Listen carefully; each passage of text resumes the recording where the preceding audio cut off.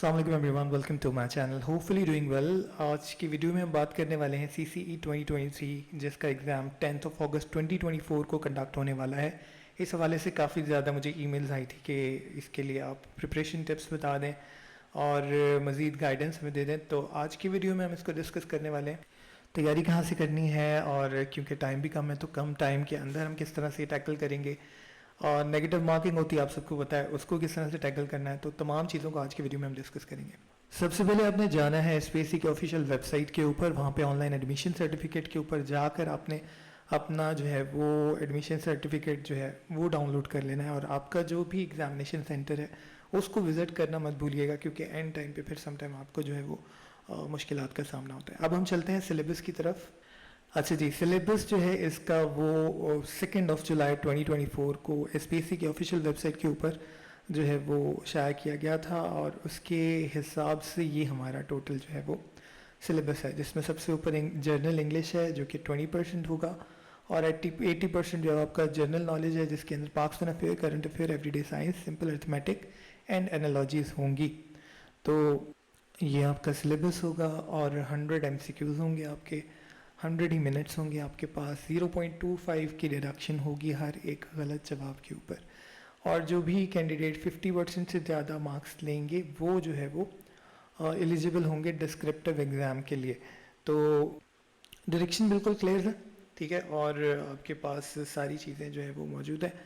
और अब हम वन बाय वन जो है वो एक एक चीज़ को डिस्कस कर लेते हैं। जब हम इंग्लिश जर्नल की बात करते हैं तो इसके लिए जब आपने प्रिपरेशन करनी है तो सबसे बेहतरीन किताब है Wren and Martin. Wren and Martin से आपने जो है वो अपनी बेसिक्स को सबसे पहले क्लियर करना है, ठीक है।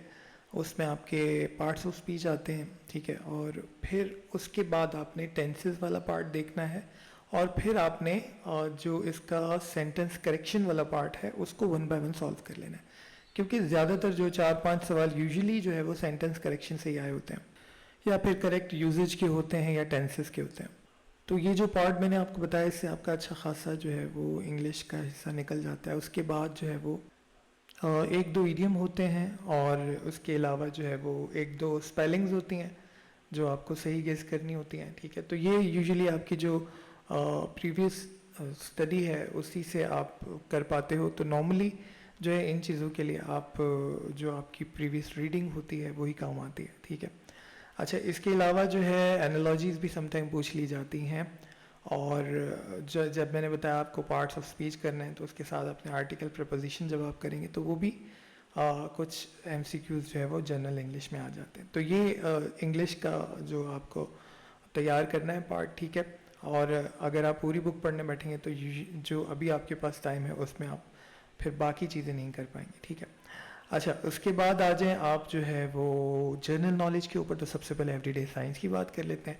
इसमें आपके पास दो ऑप्शन है, या तो आप जो है वो मियाँ शफीक की जो किताब है CSS के लिए, उसके तमाम पार्ट्स जो है वो वन बाय वन तैयार कर लो, और उस इस तरह से आपका जो जब आप डिस्क्रिप्टिव पार्ट की तैयारी करोगे तो वो भी तैयार हो जाएगा। लेकिन अगर आप खाली MCQs भी वहाँ से पढ़ लो तो काफ़ी हद तक आपका जो है वो कवर हो जाता है। इसके अलावा जो दूसरा ऑप्शन है वो ये है कि आपके पास चौधरी नजीब की जो बुक है कॉम्प्रिहेंसिव जनरल नॉलेज, उसके अंदर भी काफ़ी कंपाइल जो है वो डाटा मौजूद है, वहाँ से भी पढ़ सकते हो। और फिर last but not the least आपकी जो आपकी पाक MCQs है वहाँ से भी आप इसको तैयार कर सकते हो।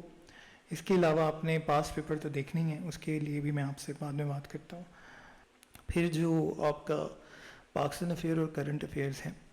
अच्छा, एवरीडे साइंस के इंपॉर्टेंट टॉपिक्स की अगर हम बात करें तो ज्योग्राफी से काफ़ी ज़्यादा सवाल होते हैं, प्लैनेट सिस्टम से सवालात होते हैं, फिर आपकी जो गैसेस हैं, ग्रीन हाउस गैसेस हैं, उनके हवाले से, और बायोलॉजिकल साइड से देखें तो डिजीज़ और जो फंक्शंस हैं एक एक ऑर्गन के, वो काफ़ी ज़्यादा पूछे जाते हैं। इसके अलावा आप पास्ट पेपर देखोगे तो आपको अंदाज़ा हो जाएगा कि किस तरह के सवालात जो हैं वो पूछे जाते हैं। मेरे अपने चैनल के ऊपर भी पास्ट पेपर जो है वो अपलोडेड है, वो मैं लिंक आपको आई बटन में भी शेयर कर दूंगा, डिस्क्रिप्शन में भी दे दूंगा।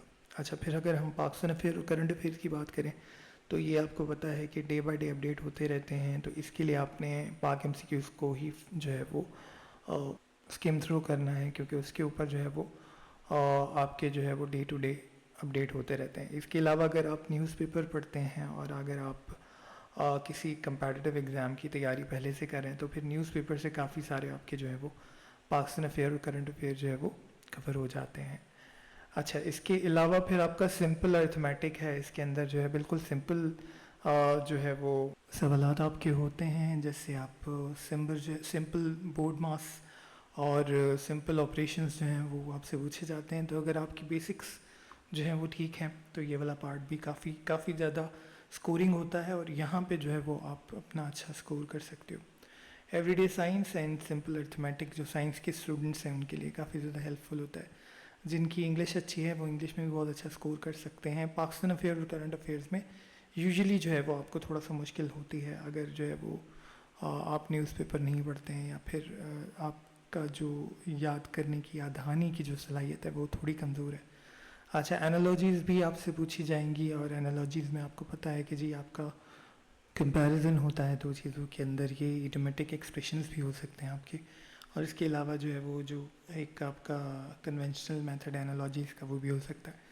तो ये आपकी जो है वो टोटल सिलेबस के हवाले से हमने बात कर ली। अब जो इम्पोर्टेंट चीज़ है वो ये है कि आप जब आप एग्ज़ाम में बैठे हो तो आप किस सिनारियो में हो। देखें, अगर आप 50+ मार्क्स जो हैं वो कॉन्फिडेंटली जो है वो हासिल कर सकते हैं तो फिर कोशिश करें कि जो तुक्का है ना उसको ना लगाएं। अगर आपके पास जो है वो 60 to 65% आप जो है वो आप कॉन्फिडेंट है कि 65% मार्क्स जो हैं वो आप कॉन्फिडेंटली हासिल कर सकते हैं तो फिर तुक्का मत लगाइएगा। अगर आप बिल्कुल 50-50 के ऊपर हैं तब भी फिर आप जो है वो उसकी सॉर्टिंग करें और कोशिश करें कि वो जो एक टेक्निक होती है कि जो आप 1 by 1 ऑड 1 आउट करके जो है वो टेक्निक लगाते हैं, उसमें भी आप अगर 2 ऑप्शंस में जो है कंफ्यूज हैं तो पहले उनको ऑप्ट करने की कोशिश करें। अगर आप जो है वो 65 तक सिक्योर कर पाते हैं तो फिर आप जो है वो तुक्के की तरफ मत जाइएगा, क्योंकि नेगेटिव मार्किंग की वजह से जो है वो बहुत सारे स्टूडेंट्स 0.25 और 0.5 मार्क्स की वजह से भी क्वालिफाई नहीं कर पाते हैं। तो कोशिश कीजिएगा कि एक तो अपने नर्व्स पे काबू रखें और दूसरा जो है वो बेजा जो है वो निशानात को लगाने से परहेज़ करें। इसके बाद एक और इम्पॉर्टेंट चीज़, कोशिश करें अगर आप घर से डायरेक्टली आ रहे हैं तो अपना मोबाइल फ़ोन जो है वो घर में ही रखें, क्योंकि वहाँ पे काफ़ी ज़्यादा एक हैवक सा क्रिएट हो जाता है। आप लंबी लंबी लाइनों में लग रहे होते हैं और फिर वो जो है वो एक वहाँ पे भी आपका टाइम वेस्ट हो रहा होता है। तो आप कोशिश करें कि आपको जो है वो मोबाइल फ़ोन जो है वो अपने घर पे ही रखें और उसको साथ ना लेकर आएं अनलेस कि आपकी कोई मजबूरी हो। तीसरी चीज़ ये कि कैलकुलेटर अलाउ नहीं होता, इसलिए कैलकुलेटर मत लेके जाइएगा, वरना फिर आप जो है वो उसको भी सबमिट करवा रहे होंगे। और जो भी आपका देखें, जो चीज़ें आपके एडमिशन सर्टिफिकेट में लिखी हुई हैं, ठीक है, उसमें आपकी जो है वो एक स्लिप होगी, आपका एडमिशन सर्टिफिकेट होगा, और अगर आपको बोर्ड कहा गया है तो बोर्ड होगा, और जो पेन कहा गया है वो। इसके अलावा कोई चीज़ मत लेके जाएं, अदरवाइज़ ये आपको सबमिट करवानी पड़ेगी और वो आपका जो है वो वक्त का ज़िया है। एक और अहम बात, एसपीएससी का एग्ज़ाम जो है वो यूजुअली थोड़ा सा 1-2 घंटे का आप जो है वो अपना मार्जिन रखिए, क्योंकि जिस टाइम पे कहा जाता है नॉर्मली उस टाइम पे स्टार्ट नहीं होता। तो एक तो नंबर ऑफ़ एस्पायरेंट्स भी ज़्यादा होते हैं और फिर उनकी एंट्री के इश्यूज़ होते हैं, इन आउट पे आपकी जो है वो सारी चेकिंग का इशू है, तो आप 2 घंटे का मार्जिन अपने पास रखिएगा। तो ये आपकी टाइम मैनेजमेंट होगी, घड़ी ज़रूर रखिएगा, क्योंकि नॉर्मली आपका जो है वो टाइम मैनेज नहीं हो पा रहा होता है। ये कुछ बुनियादी चीज़ें थी। होपफुली वीडियो जो है वो आज की आप लोग के लिए फ़ायदेमंद होगी।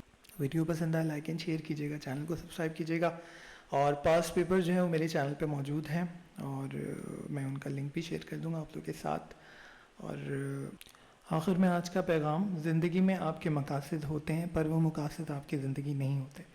लिहाजा अगर आप कोशिश करें और कोई चीज़ हासिल ना कर पाएँ तो अपनी ज़िंदगी को ज़ाया मत कीजिए उसकी खातिर, क्योंकि ज़िंदगी से मकासद है, मकासद से ज़िंदगी नहीं है।